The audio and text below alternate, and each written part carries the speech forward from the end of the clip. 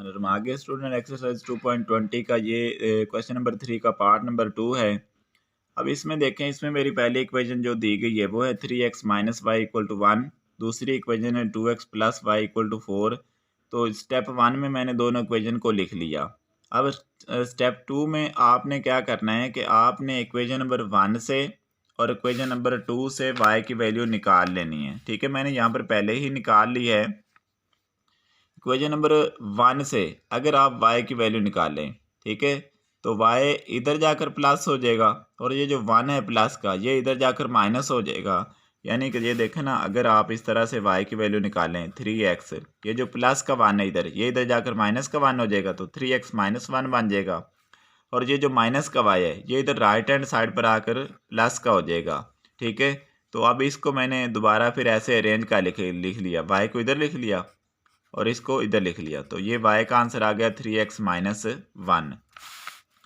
अब स्टूडेंट मैंने स्टेप 2 में क्या किया है कि इक्वेशन नंबर 1 से y की वैल्यू निकाल लिए, इक्वेशन नंबर 2 से भी y की वैल्यू निकाल ली है। इक्वेशन नंबर 2 में तो y इधर ही प्लस था, उसको इधर ले जाने की ज़रूरत नहीं है, तो y इक्वल टू हो गया 4 माइनस 2x, क्योंकि ये जो प्लस का 2x है जब ये इस इक्वेशन की राइट हैंड साइड पर जाएगा तो ये माइनस का 2x हो जाएगा। स्टेप 1 में आपने इक्वेशन लिखनी है, स्टेप 2 में आपने इक्वेशन नंबर 1 से इक्वेशन नंबर 2 से आपने वैल्यू निकाल लेनी y की। तो जो y की वैल्यू निकालेंगे, ठीक है, उसको आपने इक्वेशन नंबर 3 कह देना है। इधर इक्वेशन नंबर 2 से जो आप y की वैल्यू निकालेंगे वो आपकी इक्वेशन नंबर हो जाएगी जी इक्वेशन नंबर 4। अब आपने स्टेप नंबर 3 में इक्वेशन नंबर 3 में x को कोई सी दो वैल्यूज़ देनी है अपनी तरफ से। तो मैंने पहले x को यहाँ पर 2 पुट कर दिए इक्वेशन नंबर 3 में, तो जहाँ पर x आएगा वहाँ पर मैं अब 2 पुट करूँगा, तो y बराबर हो जाएगा 3 और x की जगह पर 2 माइनस 1।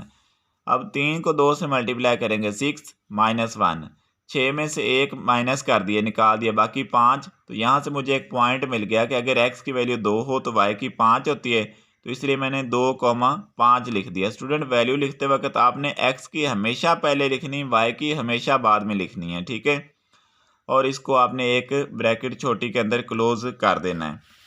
अब दूसरा पॉइंट हासिल करने के लिए आपने क्या करना है, अगेन इक्वेशन नंबर जो 3 है इसमें x को कोई वैल्यू दे देनी, कोई भी दे देनी। मैंने यहाँ पर 3 रख दिया, आप +3 रख लें, -3 रख लें, 4 रख लें, 5 रख लें, ठीक है, आप कुछ भी वैल्यू दे सकते हैं।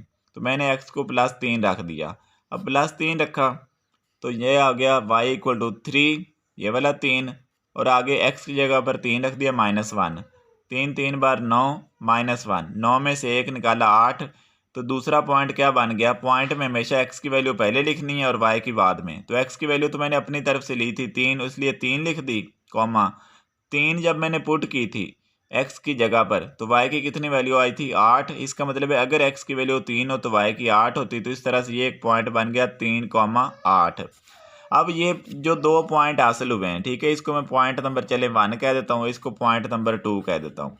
ये जो मुझे 2 पॉइंट हासिल हुए हैं ना स्टूडेंट, ये दोनों पॉइंट हासिल हुए हैं इस इक्वेशन नंबर 3 से, ठीक है, तो इनको आपने अलग ड्रा करना है। ये ख्याल रखना है कि इक्वेशन नंबर 3 के पॉइंट अलग होंगे, इक्वेशन नंबर 4 के पॉइंट अलग होंगे। तो यहाँ पर इक्वेशन नंबर 4 की तरफ अब आ जाते हैं। इक्वेशन नंबर 4 में मैंने पहले x को 1 पुट कर दिया, ठीक है, यहाँ पर मैंने लिखा नहीं, आपने लिख देना है put x equal to 1 in equation number 4। तो ये हो गया 4 माइनस 2 और x की जगह पर 1, तो 2 1 ज़ार 2, ये हो जाएगा 4 माइनस 2, तो y इक्वल टू हो जाएगा 2। तो पॉइंट क्या बना, पॉइंट में x को आपने कितना पुट किया था 1, इसलिए 1 लिख दिया, और उसके नतीजे में y की वैल्यू कितनी आई 2, तो पॉइंट क्या बन गया 1 और 2, ठीक है। पॉइंट में हमेशा x की वैल्यू पहले y की बाद में, x की वो वाली वैल्यू पॉइंट में लिखेंगे जो आपने अपनी तरफ से पुट की थी, y की वैल्यू वो लिखेंगे जो पुट करने के नतीजे में हासिल हुई थी। जैसे मैंने यहाँ पर x की वैल्यू 1 पुट की थी ना अपनी तरफ से, तो पॉइंट में पहले 1 लिख दिया, और जब मैंने 1 पुट की थी तो उसके नतीजे में मुझे y की वैल्यू कितनी मिली थी 2, तो इसलिए मैंने यहाँ पर 2 लिख दिया। तो ये मुझे एक पॉइंट हासिल हो गया, इसको मैं पॉइंट नंबर 3 कह देता हूँ। अब एक अगेन इक्वेशन नंबर 4 में मैंने x को अपनी तरफ से 3 पुट कर दिया, आप कुछ भी पुट कर सकते हैं, मैं पहले ही आपको बता चुका हूँ। तो जब x को 3 पुट करेंगे इस इक्वेशन नंबर 4 में तो y इक्वल टू हो जाएगा 4 माइनस 2 और आगे 4 माइनस 2 हो गया और आगे x की जगह पर क्या लिख देंगे 3। 4 माइनस 2 3 जार 6, 4 में से 6 माइनस करेंगे -2। तो ये एक और पॉइंट मिल गया कि जब हम x की वैल्यू 3 रखें तो y की वैल्यू कितनी बनती -2। तो ये 3 स्टेप कंप्लीट हो गए स्टूडेंट। पहले स्टेप में आपने इक्वेशन लिखी, दूसरे स्टेप में आपने इक्वेशन नंबर 1 से y की वैल्यू निकाल ली और इक्वेशन नंबर 2 से भी y की वैल्यू निकाल ली। तीसरे स्टेप में आपने इक्वेशन नंबर जो 3 बनी थी उसमें x की 2 वैल्यूज़ पुट की, उससे आपको 2 पॉइंट मिल गए। और इधर इक्वेशन नंबर 4 में भी आपने x को अपनी तरफ से 2 वैल्यूज़ पुट की और आपको 2 पॉइंट मिल गए। तो ये 3 स्टेप कंप्लीट हो गए। चौथे स्टेप में हमने चलना है, इन पॉइंट को अलग ग्राफ पर ड्रा करना है और इन दोनों पॉइंट को मिलाने से एक लाइन बनेगी। इन दोनों पॉइंट को यानी पॉइंट 3 को और पॉइंट 4 को अलग ड्रा करना है, इनको मिलाने से एक लाइन मिलेगी। ठीक है स्टूडेंट।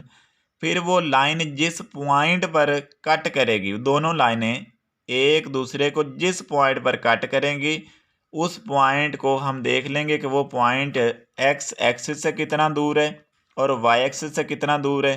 ठीक है, और वही हमारा सोल्यूशन सेट होगा। कैसे, वो मैं आपको समझाता हूँ। अभी हम पहले इन दोनों पॉइंट को लाइन पर ड्रा करते हैं। ठीक है, ग्राफ पर ड्रा करते हैं। तो यहाँ पर स्टूडेंट मैंने ये आपके लिए पहले ही ड्रा कर लीजिए। मैंने x एक्सिस ड्रा कर लिया और इस पर नंबरिंग कर दी और ये मैंने y एक्सिस बना लिया। अब स्टूडेंट जो पहला पॉइंट है वो है 2 और 5। पहला पॉइंट 2 और 5 है, तो x की वैल्यू 2 है और y की 5 है। x की +2 है ना, तो मैं इधर को 2 पॉइंट चलूँगा। तो मैं ये 1 पॉइंट चला, यहाँ पर 1 है और इधर को 2 पॉइंट, यहाँ पर पहुँच गया। ठीक है, यहाँ पर पहुँच गया। अब y की तरफ +5 चलना है, तो ये x एक्सिस के ऊपर 2 पॉइंट चलने के बाद मैंने y की तरफ 5 पॉइंट चलना है और y है पॉजिटिव, तो मैं ऊपर की तरफ 5 पॉइंट चलूँगा, क्योंकि अगर नेगेटिव होता तो फिर नीचे। मैंने इसी पॉइंट से x के ऊपर 2 पॉइंट आने के बाद इसी पॉइंट से ऊपर की तरफ 5 पॉइंट चलना है। 1 2 3 4 5। तो ये इस पॉइंट तक मैं कैसे पहुँचा हूँ? 2 पॉइंट x की तरफ चलने से, y की तरफ 5 पॉइंट चलने से। तो ये जो पॉइंट मिल गया ये मुझे कैसे मिला? 2 और 5। 2 और 5 का मतलब है कि 2 पॉइंट मैं x एक्सिस की तरफ चला हूँ, फिर ऊपर की तरफ 5 पॉइंट मैं चला हूँ y एक्सिस की तरफ। ठीक है, तो ये पॉइंट मैंने यहाँ पर नोट कर लिया, तो इसलिए मैंने इसको ऐसे थोड़ा सा सर्कल ड्रा कर लिया और इसके साथ मैंने पॉइंट लिख भी दिया कि ये मेरा पॉइंट 2 और 5 है। अभी आगे दूसरा पॉइंट, तो दूसरा पॉइंट है 3 और 8। तो प्लस का 3 है ना, तो इसलिए x एक्सिस पर प्लस x एक्सिस पर की तरफ हम चलेंगे 3 पॉइंट और प्लस का 8 है, तो फिर y एक्सिस पर हम चलेंगे 8 पॉइंट और पॉजिटिव y एक्सिस की तरफ चलेंगे, क्योंकि 8 जो है वो प्लस का है। 3 और 8 है, तो ये देखें मैंने 3 पॉइंट चलने हैं x की तरफ, तो यहाँ से शुरू करूँगा। ठीक है, 1 पॉइंट चला, 2 पॉइंट चला, 3 पॉइंट चला, यानी x एक्सिस पर मैंने 3 पॉइंट कंप्लीट कर लिए। अब मैंने y एक्सिस पर +8 पॉइंट चलना है। ठीक है, तो y एक्सिस पर +8 पॉइंट आते हैं ऊपर की तरफ, क्योंकि नीचे की तरफ ये देख लें नेगेटिव है। तो इसी 3 से मैंने ऊपर की तरफ 8 पॉइंट चलने, 1 2 3 4 और ये 5, ये 6, ये 7, ये 8। तो ये पॉइंट मुझे मिल गया 3 पॉइंट x एक्सिस की तरफ चलने से और 8 पॉइंट ऊपर की तरफ y एक्सिस की तरफ चलने से। तो इस तरह से मेरा ये दूसरा पॉइंट बन गया। इसको मैं यहाँ पर ऐसे थोड़ा सा गहरा कर लूँगा। तो एक पॉइंट मेरा 2 और 5 था, एक पॉइंट था 3 और 8। मैंने अब एक ऐसी लाइन खींचनी है स्केल की मदद से कि जो इन दोनों पॉइंट के बिल्कुल दरमियान से गुजरेगी। तो जब मैंने ये लाइन खींची तो ये मेरे पास एक लाइन बन गई। ठीक है, अभी मैंने थोड़ी स्केल से खींची, थोड़ी सीधी खींची गई है, तो इस लाइन को मैंने L1 लिख दिया। अब जो इक्वेशन नंबर यहाँ पर 4 से 2 पॉइंट मिले थे उनको मैं आपस में ड्रा करूँगा। ठीक है, और उनकी लाइन अलग होगी। अब पॉइंट नंबर 3 है, उसमें x की वैल्यू 1 है, y की 2 है। ठीक है स्टूडेंट, तो ये देखें x की वैल्यू 1 है ना, तो x एक्सिस पर मैंने 1 पॉइंट चलना है, तो ये यहाँ पर पहुँच गया। y की 2 है, +2 है, तो ये स्टूडेंट मैंने 2 पॉइंट ऊपर की तरफ चलना है, 1 पॉइंट 2 पॉइंट, तो ये पॉइंट मेरा बन गया 1 और 2। ठीक है, यहाँ पर मैंने लिख दिया 1 और 2। अब ये स्टूडेंट है, दूसरा पॉइंट क्या है 3 और -2, तो 3 पॉइंट चलूँगा मैं एक्स एक्सिस के ऊपर और -2 पॉइंट चलूँगा वाई एक्सिस पर। तो पहले 3 पॉइंट एक्स एक्सिस की तरफ चलते हैं, ये 1 पॉइंट चला, 2 और ये 3 यहाँ पर पहुँच गया। अब वाई एक्सिस पर -2 चलने तो नीचे की तरफ चलूँगा, 1 पॉइंट 2 पॉइंट, तो ये वो मुझे पॉइंट मिल गया कि जहाँ पर एक्स की तरफ मैं 3 चला हूँ और फिर नीचे मतलब वाई एक्सिस की तरफ मैं माइनस के 2 पॉइंट चला हूँ, तो ये पॉइंट मिल गया 3 और -2। अब 1 पॉइंट क्या मिला था, ये 1 पॉइंट मिला था, ये मैंने दोनों को स्केल की मदद से मिला दिया। अब स्टूडेंट अगर आप देखें तो ये दोनों लाइनें किस पॉइंट पर एक दूसरे को कट कर रही हैं, इस पॉइंट के ऊपर। अब आपने देखना है कि ये पॉइंट एक्स एक्सिस से कितना दूर है और वाई एक्सिस से कितना दूर है। अगर स्टूडेंट आप देखें तो ये पॉइंट इधर देखें, इधर इस पॉइंट को देखें, ये एक्स एक्सिस से कितना दूर है, आप यहाँ से भी देख सकते हैं, इधर को चले ना, ये देखें ये एक्स एक्सिस से कितना दूर है, एक ही पॉइंट ये दूर है इधर को, क्योंकि यहाँ से ही आप इस पॉइंट का आइडिया लगा लें कि ये एक्स एक्सिस से एक दूर है और वाई एक्सिस पर कितना ये ऊपर आ चुका है, 1 2, यानी एक पॉइंट ये एक्स एक्सिस की तरफ है और इधर से नीचे आ जाएं तो 2 पॉइंट आपको पता चल रहा है कि ये 2 पॉइंट वाई एक्सिस की तरफ है। तो वैसे भी ये लिखा हुआ भी नज़र आ रहा है कि ये पॉइंट 1 और 2 है, तो ये जहाँ पर दोनों लाइनें कट करती हैं वही हमारा सोल्यूशन सेट होता है।